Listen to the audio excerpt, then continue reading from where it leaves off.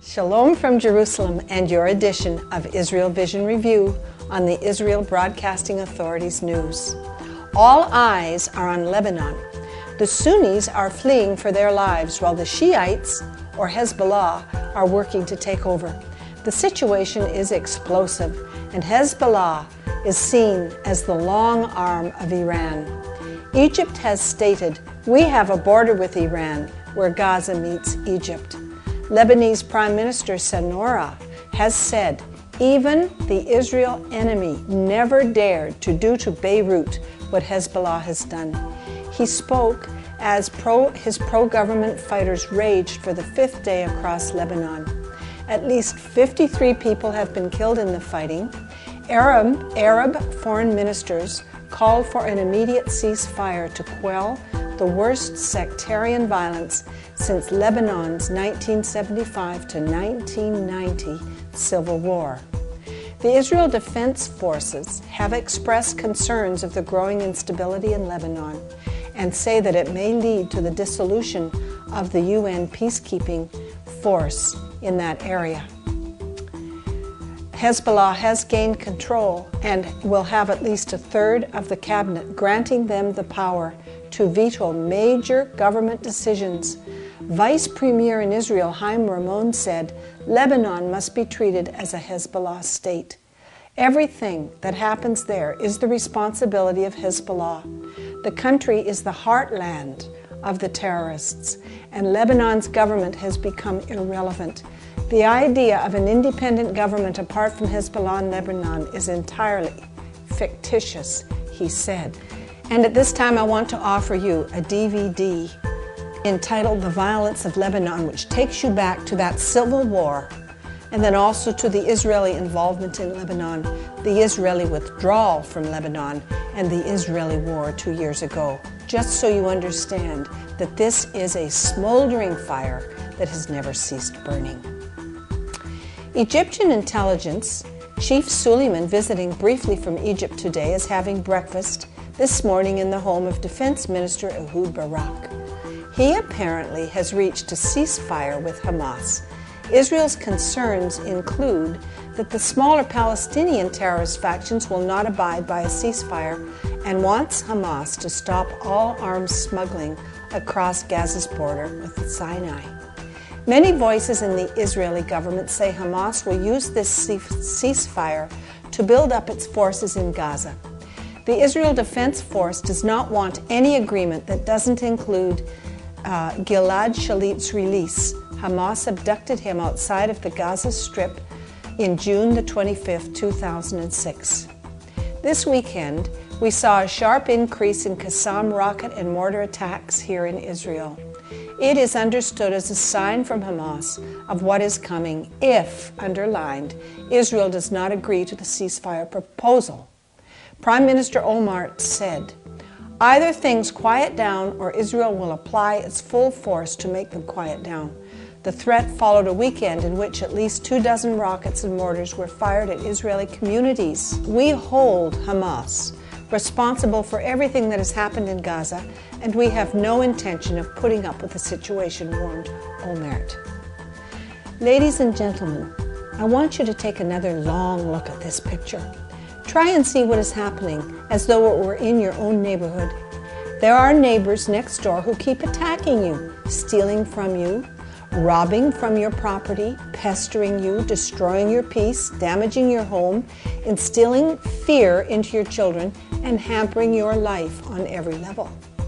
Now, these neighborhood bullies are living just next door, and they have come up with a peace proposal and are now demanding that you comply with their requests. Excuse me, but what's wrong with this picture? There is a way to deal with ruffians, thieves, and manipulative terrorists, and the Bible has the wisdom we need today.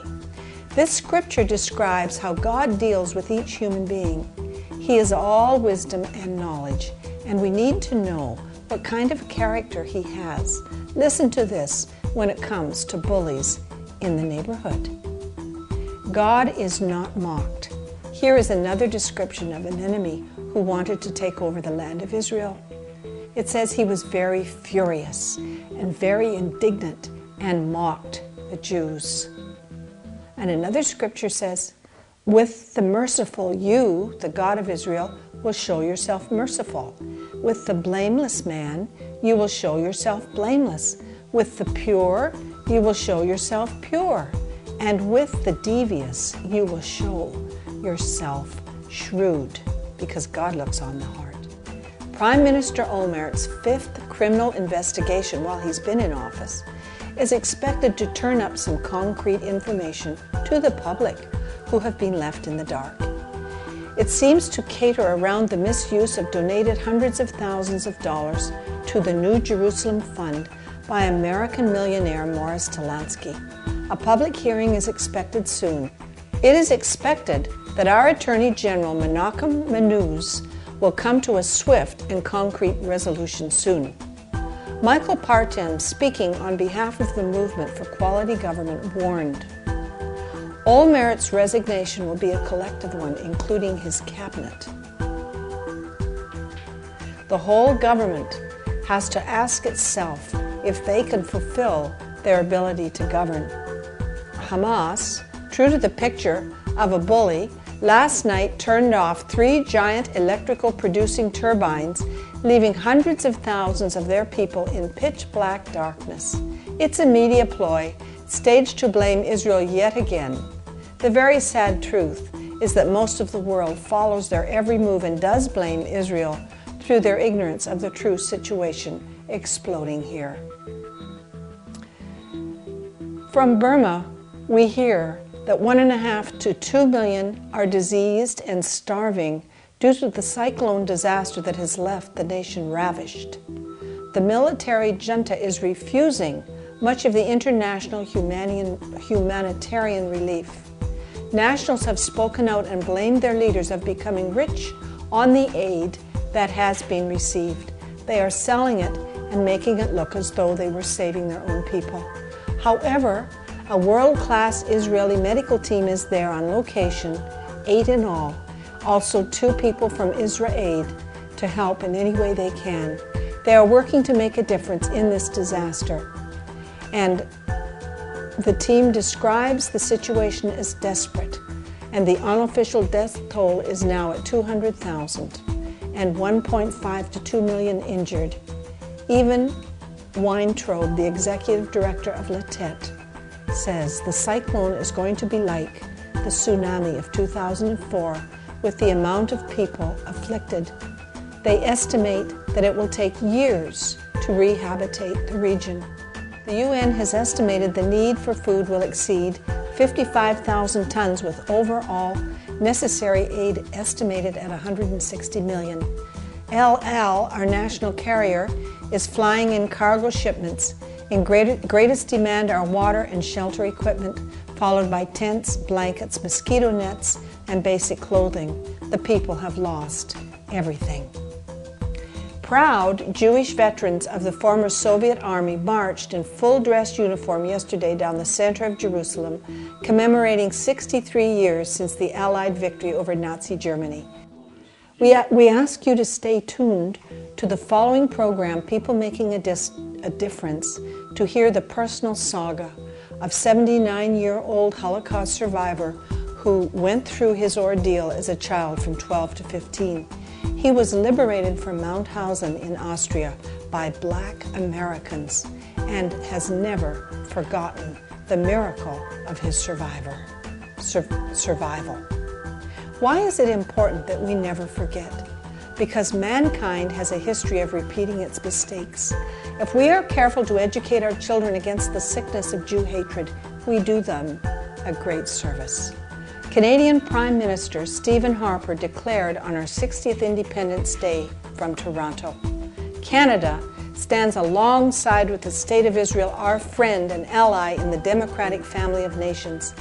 As the last World War showed, hate-fueled bigotry against some is ultimately a threat to us all and must be addressed wherever it may lurk. He told the cheering crowd of 7,000. He spoke shortly after Canadian Arabs throughout the country of Canada condemned Israel and marked al-Nakba, the Arabic term for catastrophe, referring to the re-establishment of Israel. How grateful I am as a Canadian Israeli to hear our Prime Minister speak out on Israel's behalf. Watch for our People Making a Difference following this news show when we interview Canadian Minister of Parliament, Dr. James Lunny. On that note, let's look at our prayer points. Number 1, yes, a terrorist war fueled and funded by Iran is raging once again in Lebanon. Pray for evil to be overturned. Number 2, Egypt is offering a peace initiative from Hamas. Pray for truth in the midst of lies and controversy. Number 3, pray for our justice system to quickly conclude the investigation against Prime Minister Olmert so that our government can be about the business of running Israel in the midst of unbelievable controversy from her neighbors. Number 4, pray for Burma's leaders to open the doors of their beleaguered nation for help to flood in from the nations. And number 5, pray for your governments. Pray for them to stand up for righteousness and truth. Write them letters. Number 6, finally, pray for the peace of Jerusalem. Jerusalem's peace will usher in world peace. That is a promise from the Bible. And I thank you for being with us today. Thank you for making a difference right where you are. We'll see you tomorrow, same time, same station. Shalom.